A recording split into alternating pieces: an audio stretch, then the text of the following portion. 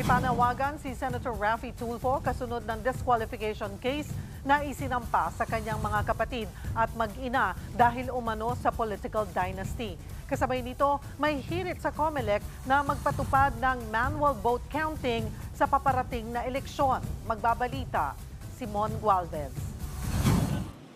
Sinampahan ng disqualification case sa Commission on Elections ang senatorial candidates sa ACT-CIS Representative Erwin Tulfo at kapatid niyang si Ben Tulfo. Damay rin sa reklamo sina ACT-CIS Representative Jocelyn Pua Tulfo, Quezon City 2nd District Representative Ralph Wendell Tulfo at Turismo Party List nominee Wanda Tulfo Teo. Ayon sa nagreklamong si Attorney Virgilio Garcia, political dynasty ang mga Tulfo na ipinagbabawal anya sa 1987 Constitution. Ayon naman kay COMELEC Chairman George Garcia, nakatakda ng i-raffle kung saang division maupunta ang reklamo. Patuloy natin kinukuha ang reaksyon ng mga sinampahan ng reklamo. Heto naman masasabi ni Senator Raffy Tulfo sa aligasyong political dynasty sila.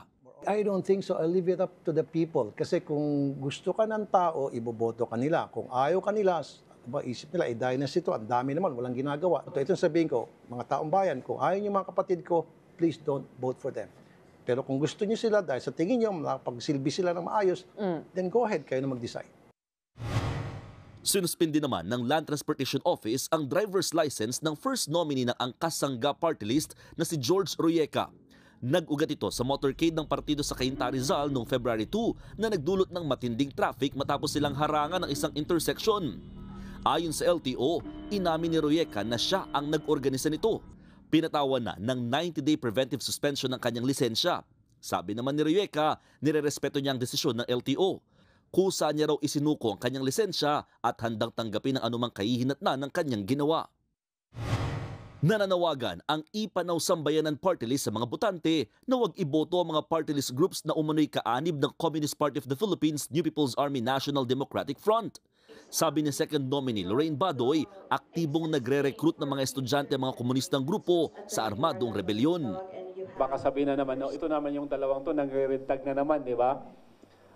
So let's look at collaborative evidence that we have. Nag-file po ang Republic of the Philippines ng cancellation po ng Gabriela at Kabataan Party List for using violence in order to forward their ideology. Umapela naman ng legal counsel ni Apollo Kibuloy na si Attorney Israelito Torion para magpatupad ng manual counting of votes ang COMELEC sa precinct level. Ito raw ay para matiyak ang integridad at kredibilidad ng paparating na eleksyon sa gitna ng nagaganap na data breaches at hacking sa ilang government websites.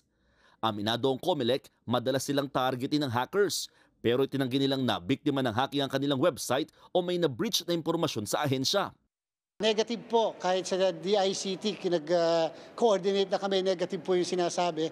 Binerify na rin namin yung lahat ng mga social media pages, yung website ng COMELEC, etc. At wala po, hindi po kami na-subject sa hacking.